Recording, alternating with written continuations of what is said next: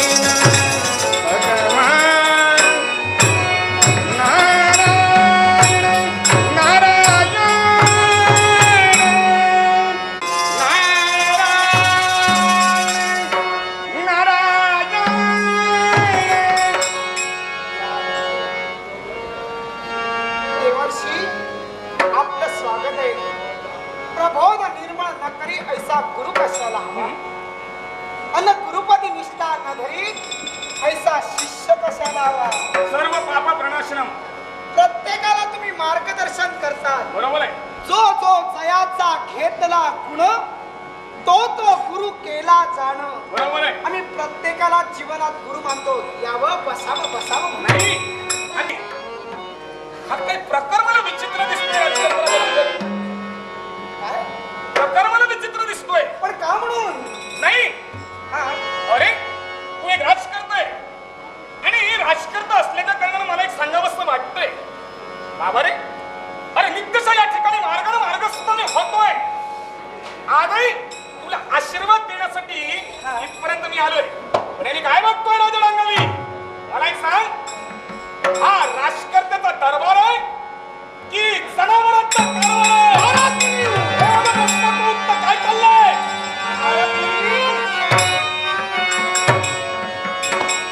तुमचा प्रश्न रास्त आहे, होय ना? पण तिला जनावर म्हणू नका. जनावराला जनावरच म्हणणार आहे. नारद मुनी जनावराला कुणी माणूस म्हणणार नाही, ते कुणी देव म्हणणार नाही अथवा कुणी दानव म्हणणार नाही. नारद मुनी, मी का म्हणालो जनावराला तुम्ही म्हणू नका? कारण नारद मुनी ते जनावर नसून ती माझी धर्म पत्नी आहे. अरे आजपर्यंत तुझ्या बोलण्यात अरे हा राजदरबार आहे, अरे निदान हा राजदरबार आहे हे तरी जाणून घेऊन अशा प्रकारचे शब्द बाहेर करू नको. का म्हणून?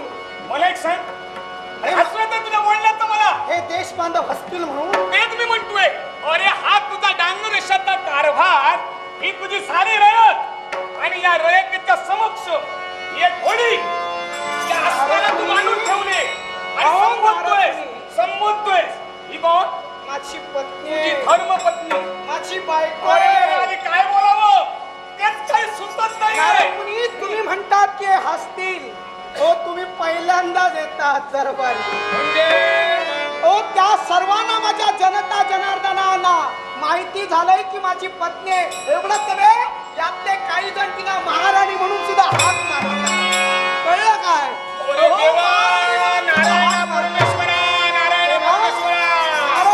तिच्याकडे क्षमा मागा. कुणाकडं? माझ्या पत्नीकडे क्षमा मागा. राजा डांगवी, प्रत्येक माणसानं बोलत विचार करण्यापेक्षा विचार करून बोलावं मी म्हणतोय. भले आज तुझा माझा वाद असते, भले आज तुझा माझा वाद असते, उद्या मात्र गगनात माझ्या शब्दाचा नाद असेल. दुसरी गोष्ट अरे जगावं तर असं जगावं, इतिहासानं सुद्धा आपल्यासाठी एक पान राखावं. तू चुकतोय ज्याची जाणीव तुला करून देईल. सज्जन माणूस जर घरी खाऊन पिऊन सुखी असेल तर दुर्जनाला पावत नाही. तू राग मानू नकोस. चल आता लवकरात लवकर रात्र आरंभ होईल. अर्थात इथं न थांबता तू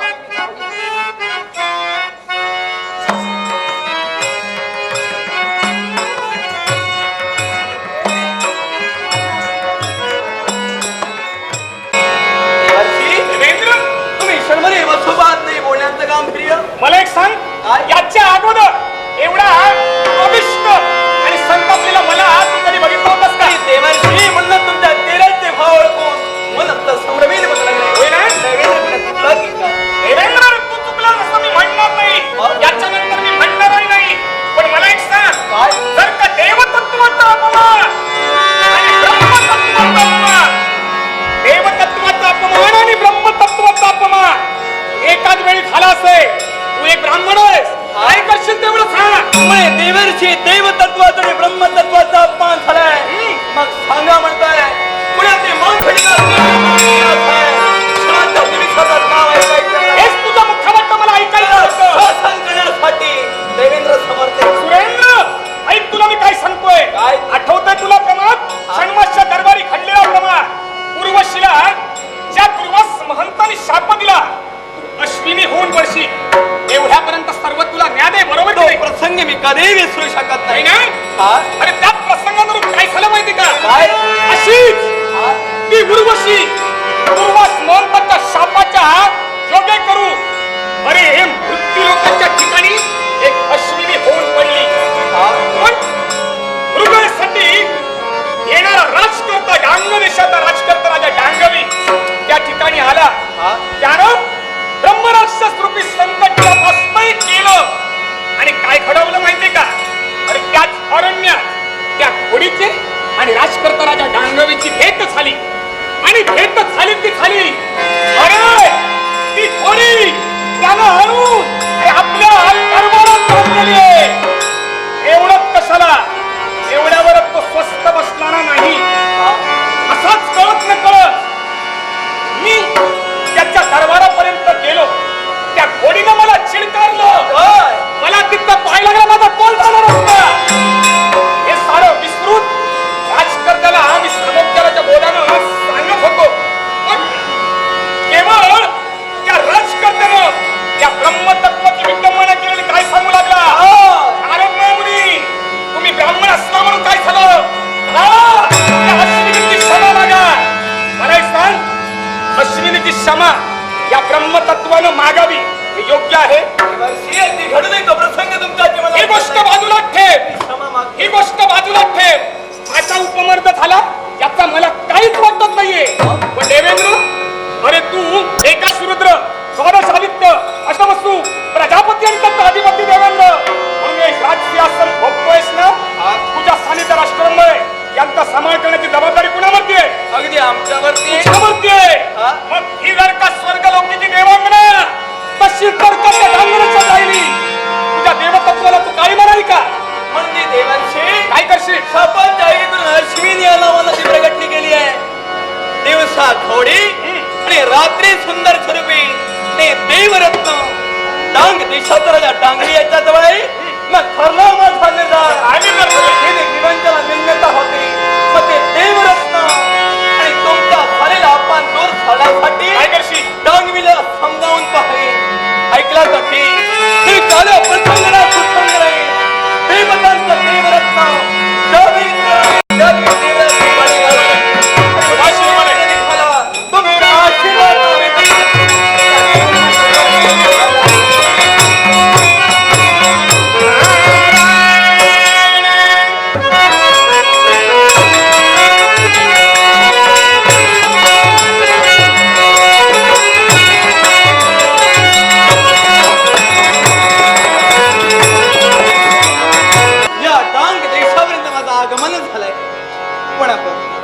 मनात ठरलेला निर्धार, जे देवतांचा रत्न आहे ते योग्य वेळी देवतांपाशी येणं हा या विश्वाचा नियम आहे.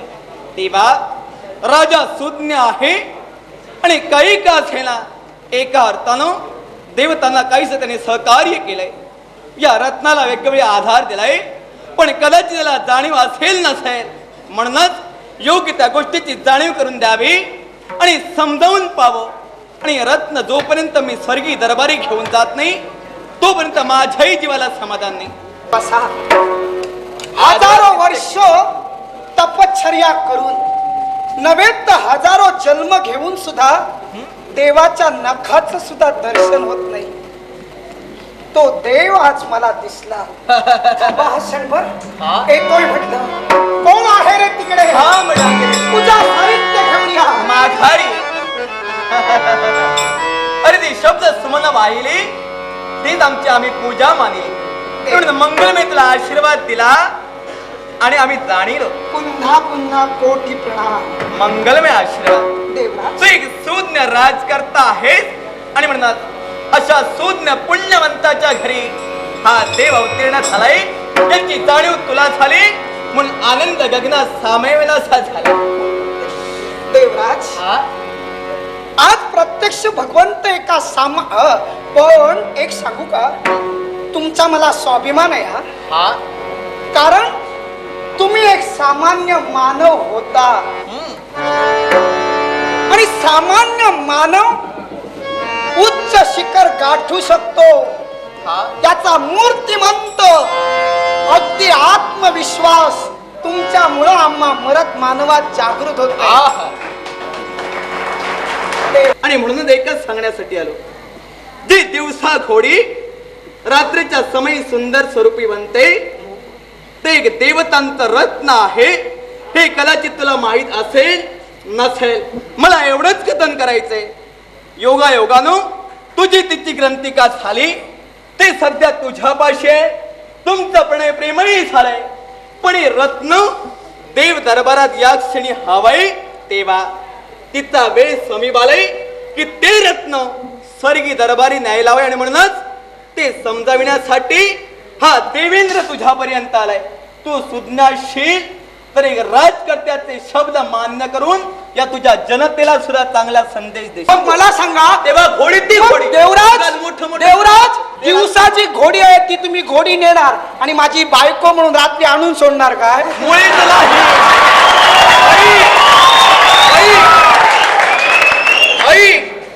या क्षणीचा आलोय, तुम्ही घोडीला नेण्यासाठी आलोय. आता तुझी जर ती बायको आहे तर बायकोच्या प्राप्तीस्तव पुन्हा सामर्थ्य असेल. देवराज प्रश्न माझा असा आहे, तुमची घोडी आधी मृत्यू लोकात एक स्त्री आणि घोडी म्हणून वावरते, घोडी बनून कशी काय आली पहिल्यांदा मला सांग. एकाच गोष्टीसाठी ज्या दुर्वास मुनीने शाप दिला त्याच शापाच्या ऐकी करून दिवसा घोडी रात्री सुंदर स्वरूपी. मी प्रथमतः म्हणालो तेव्हा जे रत्न योगायोगाने तुझ्यापाशी आलं त्याच्याशी माझा देणं घेणं नाही, पण यावेळी वेळ समीप आली ती स्वर्गीय दरबारी हवी तेव्हा तिला अरे त्या षण्मासच्या दरबारात येतात आणि देवतांच्या ठेवीला शाप देतात आणि खाली घालवतात तेव्हा नियंत्रण कक्ष जागृत नव्हतं. नियंत्रण तुमचा कक्ष जागृत नव्हतं की तुम्ही घाबरलात की तेच क्रोधमूर्ती दुर्वास महंत तुम्हाला शाप देतील म्हणून. प्रश्नाचं पहिल्यांदा उत्तर द्या. बाबा रे, ते प्राप्त झालं ते माझ्यामुळे तुला प्राप्त झालं.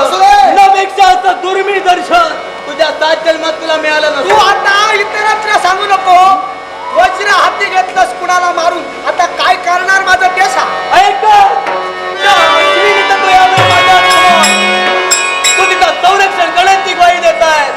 आता सांगी तेवढं सामर्थ्य आहे आणि म्हणून इतवाला आलाय तेव्हा जर माझ्या मताला सहमत होत नसशील हे देवरत्न माझ्याकडे सुपूर्त करत नसशील नविलास माझा तुझ्या देवा तुझ्या गाभाऱ्याला उंबरात नाही सांग कुठं ठेवू माता कळयात नाही. देवा तुला शोधू कुठे मला सांग ना, सांग कुठं ठेवू माता.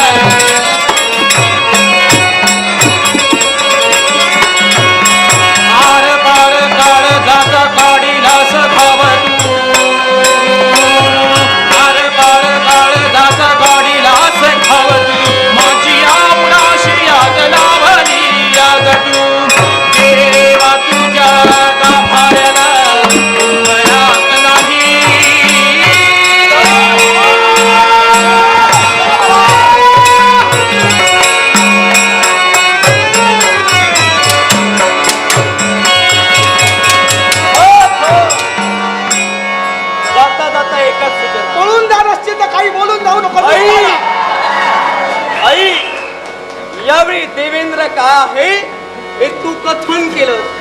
सुज्ञ जगाला सारा काही सगळं नाही. समजलं. पण जाता जाता एकच सांगतोय, या जगाचा रिवाजच तसा आहे. अरे सुपातले हसतात आणि जात्यातले रडतात. ऐक ऐक, कुणाच्या जीवनात काय प्रसंग येतो, कुणाच्या जीवनात काय प्रसंग येतो, ज्यावेळी त्या पडत्या प्रसंगाची आजमावणी करतो त्यालाच कळतं. तेव्हा एक दिवस तुला सुद्धा सुपातून जात्यात यावं लागेल. त्यावेळी खेटून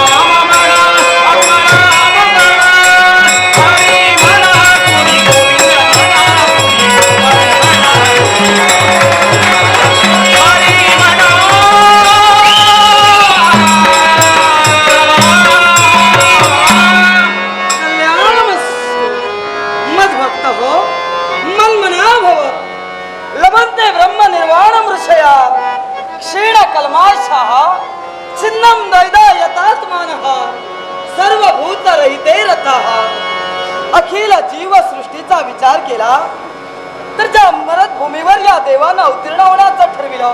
का तर धर्माची प्रतिष्ठापना व्हावी, अधर्माचा ऱ्हास व्हावा आणि या विश्व चराचराच्या ठाई प्रत्येक भक्तजन उद्धरला जावा. पण म्हणूनच देव आणि भक्त यातील खरा दुवा म्हणजे भक्ती. आणि तीच भक्ती या भगवंताप्रत येण्याची खरी प्रेरक शक्ती ठरली गेली. पण तो भक्ती करण्याचा मूलभूत अधिकार आम्ही देवताने प्रत्येक मरत मानवाला दिला. पण त्याच भक्ती प्राबल्याच्या योगे करून आज प्रत्येक जीव यहलोकी सुख आणि परलोकी सायुज्य पदाची प्राप्ती करून घेताना दिसतोय. म्हणूनच या विश्व कल्याणासाठी या देवानं या भूमातेला दिलेलं वचन, या भूमातेला केवळ हा भार साईनासा झाला, अधर्म फोपावू लागला. आणि म्हणूनच ही भूमाता धेनूच्या स्वरूपानं ब्रह्मदेवाला शरण गेली.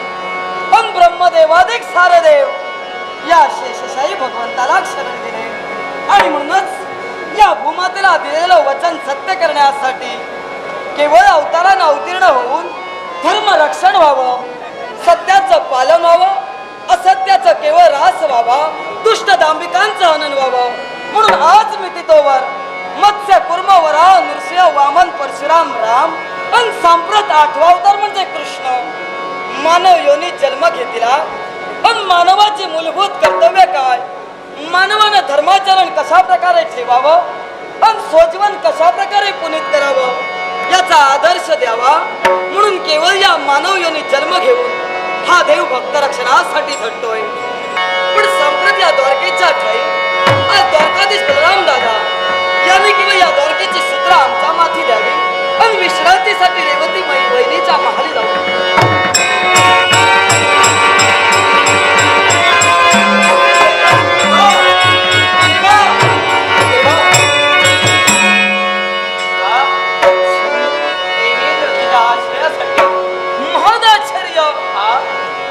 स्वर्गाधिपती देवेंद्र सांप्रत या द्वारकेच्या ठाई या मरत भूमीवर याच्या मुळाशी कारण हे युगाचा युगपुरुषा मुकुंदा माधवा केशवा आज तुझ्यापर्यंत भाव घेतल्याच्या मुळाशी कारण याच मृत्यू लोकात राज करताना टांगली.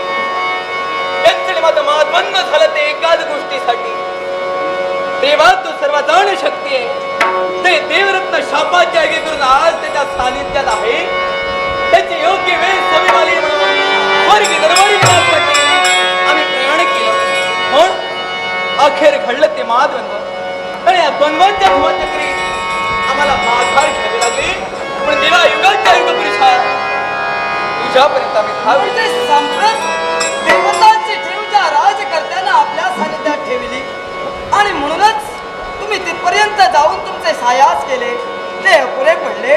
म्हणून या देव चरणापर्यंत धाव घेतली. चिंता करू नका, मी सदैव आपल्या पाठीशी राहीन. मग देवा मी झालोय ते एकाच मनोधानेनं त्याच्या डांगवीनं स्वतःच्या यावेळी आलेल्या परिस्थितीवर मात करण्यासाठी आणि मला तुच्छ लेखून स्वतःच्या दरबारात माझी मानखंडला तेजोवर्ण करण्यासाठी तो डांगवी तत्पर झाला. मग देवा सांगा, त्या उच्च आस्थावर मी विराजमान झालो त्याला काही किंमत आहे का? हे देवेंद्र, हा तुझ्या मनीची केवळ हित गोद आम्ही जाणतो. तुझ्या अंतर्यामी यावेळी काय सरतं याची पूर्ण कल्पना आहे. होय ना? जीवनात मग देवा हित चिंतक हवा, त्याचबरोबर निंदकही हवा. कारण या विश्वात आपल्याला जर का कीर्तीचं उच्च शिखर गाठायचं असेल तर असं जर का प्रसंग जीवनात निर्माण झाले नाही तर या प्रसंगाला सामोरं गेल्याशिवाय आपल्या इच्छित आपल्याला साध्य करता येईल. या जगाच्या कार्यासाठी मी कार्यरत असताना जी माझी निंदा झाली आणि म्हणूनच त्याच निंदेला पाय दे तडून त्या राजकर्त्याला शासन करण्यासाठी माझा देव काय करणार आहे हे ऐकण्याची जिज्ञासा झाली तर माझं रत्न माझ्या सुपूर्द व्हायला हवंय. मग ऐकण्यापेक्षा हा देव आपल्या कृतीद्वारे काय घडवितोय त्याची मूर्तिमंत साक्ष तुला पटेल. त्याच्यासाठी गोपाल कृष्ण, निश्चिंत मनानं तुझ्या सदा तुझ्या आशीर्वादाने हा स्वर्गीय दरबारी देवेंद्र भक्त माझं रत्न माझं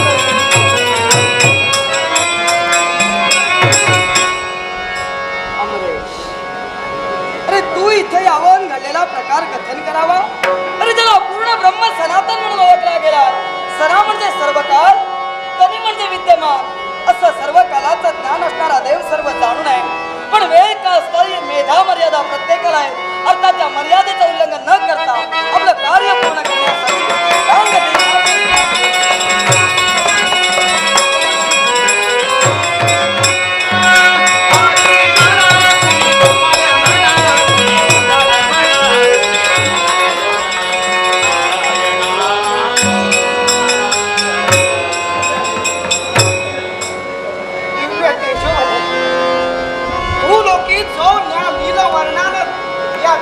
अवतार कार्य धारण करणारा तेव्हा तू कोण आहेस हे सांगण्याची मला गरज नाही. अक्षरशः युद्ध प्रसंगी तुला पाहिलंय बऱ्याच जणांनी आणि तुझं वर्णनही ऐकलंय. तू एका क्षणी चैतन्य लहरीनं माझं हे रामराज्य अगदी प्रफुल्लित होतं. तेव्हा कोटी कोटी कल्याण कोटी कोटी कल्याण राजन, ही तुझी लीलाता पाहिली आणि अंतस्करणाच्या ठिकाणी समाधान दाटू लागलं. धन्यता देतोय तुला. आज या पामराच्या घरी अरे हे पैस सांग तुझी या पामरानं काय सेवा करा. अरे जी मनसुमन या देव चरणावर अर्पित केलीत ना, अरे ती केवळ माझ्या चरणापर्यंत रुजू झाली. पण तोच तर तुझा भाव भक्तीचा ठेव. भावना आणि श्रद्धा याचं दुसरं नाव म्हणजे भगवंत. आणि ती तुझी केवळ निस्सीम भावना अडळ श्रद्धा पाहिली आणि सारं काही भरून आलं. मग देवा, आज तू माझ्याकडे आलास तो देवा माझा पाहुणचार घेऊन तू राहिला. नक्कीच देवा भावाचा भूकेल आहे. अर्थात या तुझ्या भावनेपोटी तुझी इच्छा मी जरूर पूर्ण करण्याचा विचारही करीन. पण सांप्रत या परिस्थितीचा विचार करून आज मी इथं पाऊल टाकलंय. ती परिस्थिती फार आगळी वेगळी आहे. आगळी वेगळी हा. काय प्रकार? एकच राधा, साऱ्या गोष्टीची कल्पना तुला आहे. साऱ्याही जणांना आहे, तुझ्या नगरवासियांना आहे. हा देव तत्वातील एक ठेव म्हणजे केवळ उर्वशी शापित अवस्थेत असताना या फुलोकी वावरत असताना तुला मिळाली. तू गांधर्व पद्धतीनं तिच्याशी विवाह केलास म्हणूनच ती कुठेतरी देवरत्न आहे. अर्थात तिचं स्थळ जागा ठरलेली आहे. म्हणूनच तिची मागणी करण्यासाठी या देवाचं आगमन झाले. पण देवा, हा तीच उर्वशी अप्सरा यापूर्वी 61,000 वर्ष दुसऱ्याच्या गृही राहिली आणि पुन्हा संजीवनीनं प्रेरित होऊन अगदी सुचिरभूत झाली. हा. मग ती काही काळ माझ्याकडे राहू दे ना. अरे आज जो काळ तुझ्या सहवासात तिनं घालविला, अरे तो पुरेसा आहेस. नाही कारण देवा. तुझी कीर्ती या विश्वात दिगंत होईल यातील मात्र शंका नाही. देवा, कारण माणूस हा आशावादी आहे. हा. अर्थात संसाराचं सुख प्रत्येकाला हवंच असतं. आणि म्हणूनच मी तुला एकच सांगू इच्छितोय, हा. तुझ्या भावना उपावल्या गेल्या आहेत. मानवी मनाच्या इच्छा आकांक्षा केवळ अवकाशात झेप घेण्याचा प्रयत्न करताय. पण हा मानवी जीवन आहे. या मानवी जीवाला एकच सांगू इच्छितोय, घरट्यात बंदिस्त झालेल्या पक्षाला ज्याप्रमाणे नभातील स्वच्छंद उपभोगता येत नाही, तद्वत मानव योनी ज्याला प्राप्त झाली त्याला मायेचे पाश तोडल्याशिवाय या भगवंताशी एकरूप साधता येत नाही. आणि म्हणूनच ते एकरूप साधायचं असेल तर या मायेतून बाहेर ये म्हणतो. देवा, जर उर्वशी देवींनी माझ्यावर विश्वास टाकला नसताना तर मी माझ्या मनाचा लगाम सोडला नसता. पण एका स्त्रीनं आपल्या पुरुषाकडं एक विश्वासानं पाहिलंय, अर्थात कोण अशा सौभाग्यवती स्त्रीचं मन मी तरी दुखवू शकत नाही. मग तसं असेल तर देवा, माझाही नाईलाज. देवा, तुझ्या कृपा आशीर्वादानं मी आजपर्यंत जगलोय. मग मेलो तरी बेहत्तर. अरे विष्णू चरणाशी मी समर्पित माझा जीवन राजन असं मी म्हणेन. आणि म्हणूनच ही तुझी आकांक्षा पाहिली, हा तुझा केवळ तुझा निश्चय पाहिला आणि तुझा मनावरचा वेळ तो वेळ घडपला गेला. अवेळ कुठेतरी जागृत होतोय, तो मला थांबवायचा आहे. जनासी पटेल ऐसे तू ही करावे, जनासी पटेल ऐसे तू ही करावे, करावे परी कीर्ती रूपे उरावे, करावे परी कीर्ती रूपे उरावे. नको लोभ धरू येण्या, नको लोभ धरू येण्या, नको लोभ धरू येण्या, व्यर्थ त्या धनाचा. जरी असशील राजा तुझ्या तू मनाचा, जरी असशील राजा तुझ्या तू मनाचा, करावे परी कीर्ती तुझ्या दैवी बाप्पाला राजा दानवी सतशान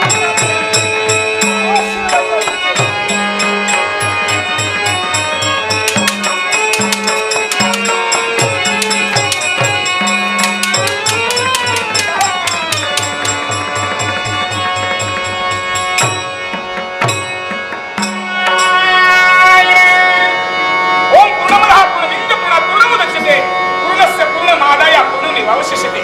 भगवन, तुझ्या पवित्र पूज्यचरणी साष्टांग दंडवत.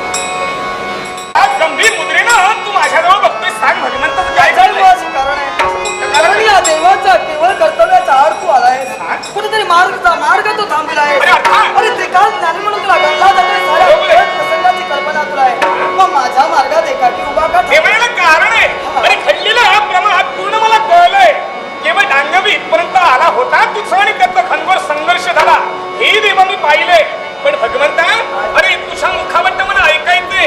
अरे तू देव आहेस, हा एकासाठी आहेस की अनेकासाठी आहेस रे? नक्कीच अनेक तत्वांनी नटलेला देव हा या विश्वाचा आहे. तू पूर्ण ब्रह्म सनातन म्हणून या विश्वाच्या ठिकाणी वावरतोय. राजकर्त्यानं जी ठेव आपल्याजवळ ठेवू तो अन्याय केलाय, त्याचं शासन पूर्ण 33 कोटी देवतांना भगवंत घालतोयस तू. म्हणजे एकच देवा, की जर का देवांगना इथपर्यंत आली नसेल, राजकर्ता जर का असंच करू लागला तर या विश्वात पुढे काय? अरे त्यासाठी त्याच्यासाठी भगवंत तुझ्या मुखाबद्दल मला हा शब्द ऐकायचे.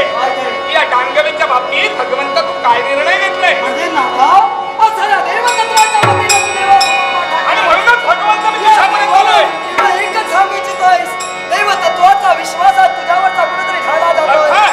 नक्की त्या देवतत्वाला केवळ आज आम्ही सारेजण मानतो, तो देवतत्व देवतांची ठेव पुन्हा आणेल की नाही हा प्रश्न साऱ्या आणि म्हणूनच भगवंत आज सर्व देवतांच्या वतीनं हा त्रैलोक्य वंद्य पुरुष तुझ्या चरणापर्यंत येणार आहे. मग नारदा आहे.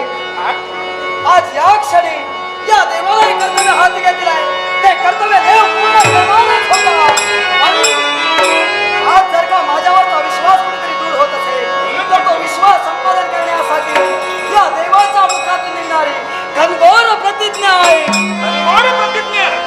आणि या देवाच्या मुखामध्ये मग दयाघना सांग अशी कोणती प्रतिज्ञा आहे? एकच ज्या राजकर्त्याला आज समजावण्याचा प्रयत्न केला, पण त्या राजकर्त्याला आज माझा शब्द फायदाही तुडविला, युद्धातून पलायन करून गेला आहे.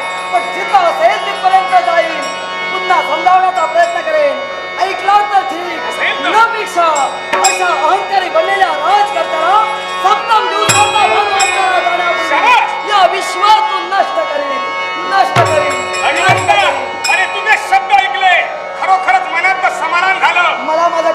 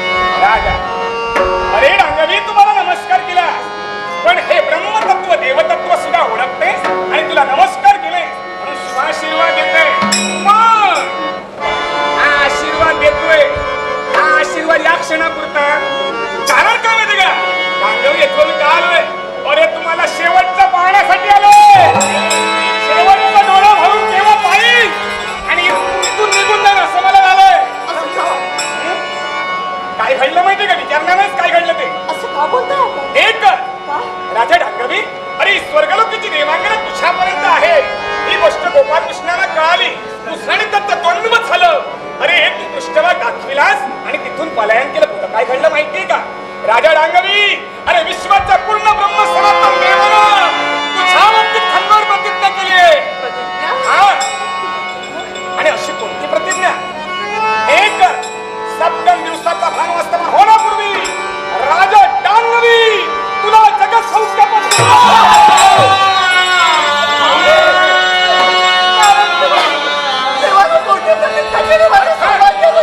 अरे ज्याप्रमाणे कार्य केलं त्याप्रमाणे प्रतिज्ञा. नारदमुनी हा म्हणता पाळला मग नारदमुनी देवाला जर का प्रतिज्ञा केली आहे मग ती देवाची प्रतिज्ञा देव येऊन पूर्ण करणार. काय करणार? अगोदरच आम्ही उभयत आहात. आमचा राम पायावर, आमचा डोंगर. थांब कैसी आता.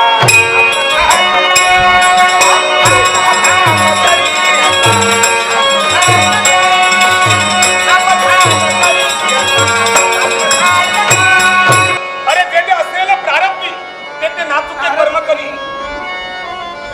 आता आठवू लागलं हो तुम्हाला मी लावून टोचू. अरे आठवणार राजा, माझ्या पत्नीला तुम्ही बोललात म्हणून मी तुम्हाला दृश्यानं दिली. पण मला वाईट वाटलं नाही. अरे पूर्ण तुझ्या रयते समोर माझा उपमर्द झाला. अरे तू सध्या पत्नीवरती असणारं नित्यंत प्रेम, अरे ते प्रेम पोत ठरलं आणि हे ब्रह्मतत्व, विश्वाचं ब्रह्मतत्व तुझ्या राज्यापर्यंत आलं विसरून गेला. पण मला वाईट वाटलेलं नाही. नारदमुनी तुम्ही मला आत्मघातापासून थांबविला. अरे माझं कर्तव्यच आहे. कुणीही निंदा, कुणीही वंदा, कडी लावणं नित्य आमचा धंदा. अरे काम जपलं ते, त्याच्यावरती एक मार्ग आहे. मार्ग हा करशील कोणता पाहू? एकच. कोणता मार्ग? ज्या क्षणी तुमचे या डांग देशाचा त्याग करून असेच तुम्ही कुठपर्यंत चला माहितीये का? 5 पांडवांची भार्या म्हणजे पांचाली कुठपर्यंत चला. अहो ऐकलात का? म्हणजे नारद मुनी आगीतून पडून फोपाट्या. याला कारण आहे. अरे आगीतून तुम्हाला मी फोपाड्यात का पाठवतोय?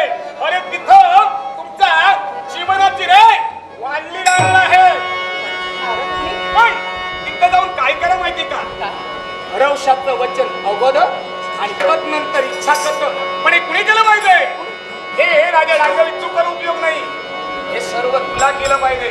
प्रथमता वचन आणि तदनंतर जे काय घडले ते सर्व सूचित करा. माझ्या दुर्गेचा मंगल आशीर्वाद सदैव पृष्ठभागी.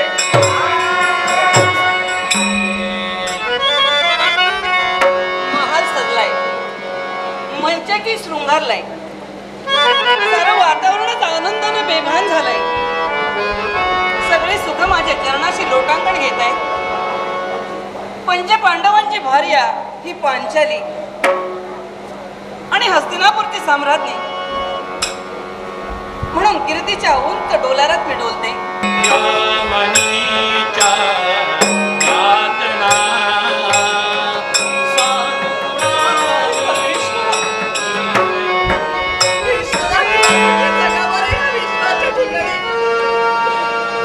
कोण आहे आमचं या विश्वाच्या ठिकाणी? कुणासाठी जगावं आम्ही? कुणाचा आधार नाही, कुणी दयेमायेचं नाही, की कुणी माया ममतेचं नाही. आधार मिळावा म्हणून एकसारखी आम्ही जागोजागी भटकतोय आणि त्याच आधारापोटी आज इथपर्यंत आलोय. खरी आम्ही पाहूया तरी आतापर्यंत कुठंच आधार मिळाला नाही. तो आधार इथं तरी मिळतोय का? अहो कुणी आहे का या महालाच्या ठिकाणी? आहे का? या अनाथाला कुणी आधार द्याल का? हो असं कसं? दुःखी स्वर एकसारखे करणे बदन पावतायत. जाऊन चौकशी करावी, विचारपूस. या पुढे या. नाही, असू दे. रडत राहू नका. काय झालं ते सांगा ना. कुणाचा आधार नाही हो आम्हाला. आधार नाही, कुणी दयेचं नाही, कुणी माया ममतेचं नाही. तुमच्याकडे पाहिलं तर तसं वाटत नाही. तुम्हाला आधार नाही असं. बरोबर आहे. हे सारं आमच्या जवळ आहे खरं. हे खरं दौलत. हे पाहून कोण म्हणणार आम्हाला या विश्वात कुणाचा आधार आहे? हा एवढं समजा का रडता? काय करावं या धन दौलतीचं? जर का कुणी आपुलकीची माणसं नसतील तर हे धन दौलत तरी ठेवून त्याचा काय रडू नका. तुम्ही माझ्यापर्यंत आलात म्हणजे काहीतरी निश्चितच कारण आहे. तरी सुद्धा मन खचू देऊ नका, धैर्य सोडू नका. आपलं फार नाव ऐकलं होतं. हा आपली फार कीर्ती, आपली उदारता आम्ही ऐकली होती. हा म्हणूनच आज आपल्या महालापर्यंत आमचे पावलं वळली. हा आपल्या जवळ आम्हाला आधार हवाय. आधार तो आधार आपण आम्हाला द्याल का? तुमच्या बोलण्याचा अर्थ आमच्या ध्यानी आला नाही. एक हा निराधार आहे. निराधार दयेमायेचं आपुलकीचं असं आमच्या जीवनात पुढेच नाही.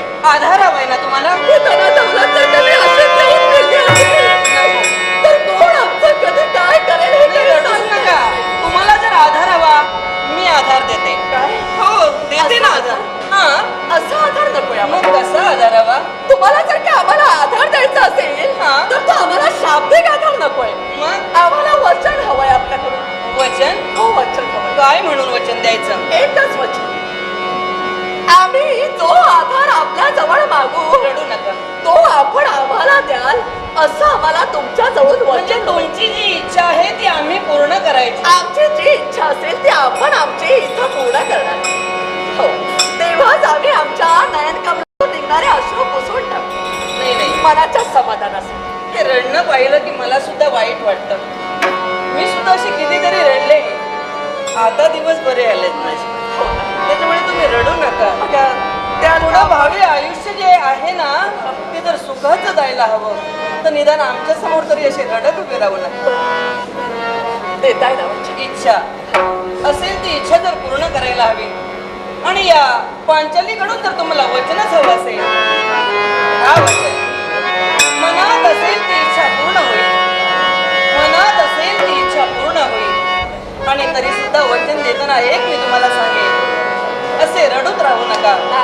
माणसाला कधी कधी रडावं लागतं, कधी कधी हसावं लागतं. बरोबर आहे. माणसाला कधी कधी रडावं लागतं, कधी कधी हसावं लागतं. सुंदर धबधबा दिसायला पाण्याला सुद्धा वरून खाली पडावं लागतं. आपल्या मुखातून हे अमृतुल्य बोल ऐकले आणि क्षणभर का होईना पण धीर आलाय मला. ठीक आहे, काय आहे दुःख तुमचं? एक वचन दिले. हा आणि तो आधार आपला कोणता हवा असेल, हा तर आजपासून फक्त 7 दिवस आपण आपल्या सौभाग्याच्या धन्याचं जीवनाचं रक्षण करायला हवं. हाच आधार हवाय आम्हाला आपल्याकडे. सौभाग्याचं रक्षण? पण ते तर कुठं दिसत नाही. मागे ते मागे आणि तुम्ही पुढं, हो. हे असं कसं? एकाच गोष्टीसाठी. हा पण भरवशाचा शब्द आपल्या जवळ आम्हाला मिळवायचा होता. म्हणजे जे स्पष्टपणे बोलून पूर्ण होत नाही ते रडून असं पूर्ण करता येतं. आपल्याला ठाऊकच आहे, हा आपण सुद्धा एक विवाहित स्त्री आहात. प्रत्येक स्त्री आपल्या सौभाग्यासाठी वाटेल ठीक आहे. तुमचं सौभाग्य देण्याने तुमचं जर रक्षण करायला हवं असं वाटत असेल, केलं रक्षण. केला. हा पण मला एक सांगा, काय? तुम्ही म्हणता की तुमच्या सौभाग्य धनाचं रक्षण करायला हवं, हो. पण झालं काय? एकच. काहीतरी वाईट केलं का? काहीच नाही. मग आज आमच्या सौभाग्याच्या धनाचा 7 दिवसापर्यंत आपल्याला रक्षण करायचं आहे. म्हणजे कोणापासून ठाऊक आहे. कुणी असू दे, हा. काळ कुणी असू दे, मी घाबरत नाही कुणाला. तुमच्या जर सौभाग्याचं रक्षण करायला हवं, हा पांचालीचा भरोशाचा शब्द आहे. हा भरवशाचा शब्द आपला आम्हाला आहे ना. हे कोण मागून येत आहे? हेच ते या यांच्याच आम्ही आपल्याला भरोशाचा शब्द दिला. आता रडायचे दिवस संपले तुमचे, तुम्ही सुद्धा रडू नका. आमचा शब्द आहे हा. 7 दिवसापर्यंत सौभाग्य धनाचं रक्षण करायचं. यांचं काही झालं तरी येतं, पण तुमचं रक्षण करायचं असं त्यांचं. सौभाग्य आमचं सतेज राहिलं. आमचं काय हो. हा तेच. कारण सांप्रत कुचंबना झाली आहे त्यांच्या सौभाग्याच्या बाबतीत. म्हणजे तुम्ही त्यांचं सौभाग्य आहात. आणि पण मला एक सांगा, जर तुमच्यावर घाला आला असेल, कोणीतरी संकट ओढवलं असेल, कोण काळ आहे नाव कळायला हवं, त्यानंतर विलंब न करता मागचा पुढचा विचार न करता काय करीन हे फक्त पाहत राहा तुम्ही. होय ना. हा आम्हाला शब्द दिलाय ना. हो. पण ती व्यक्ती कोण आहे ऐकायचंय. आता बरी बोलायला लागली. एकच ना आपल्याजवळ भरवशाचा शब्द हा दिला म्हणजे दिला, माझा शब्द येतो. तुमचा आमचा कोणी देवीचा असू देव. तू. हा? तुमचा आमचा देवीचा देवी असा विश्वाचा देव. हा. गोपाल कृष्ण.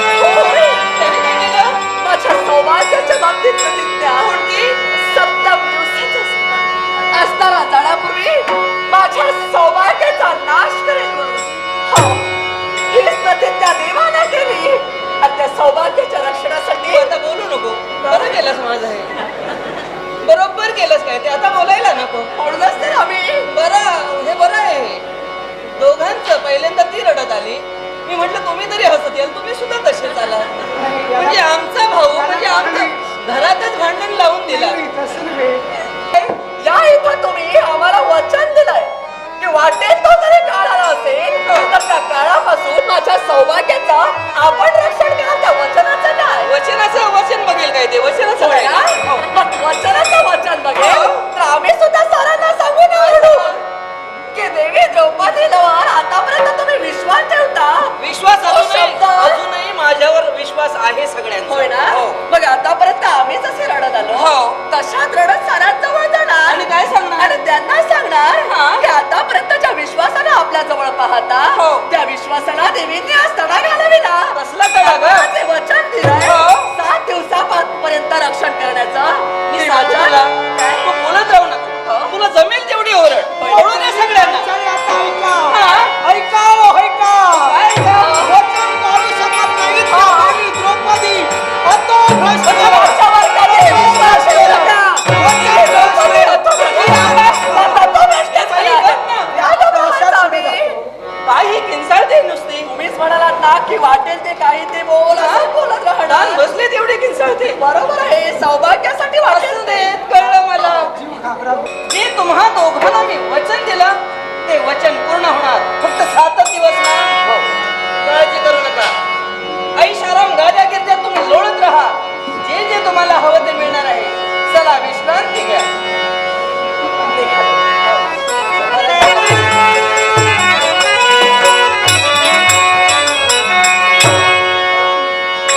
त्यांना सांगितलं खरं पण प्रश्न मोठा बिकट आहे.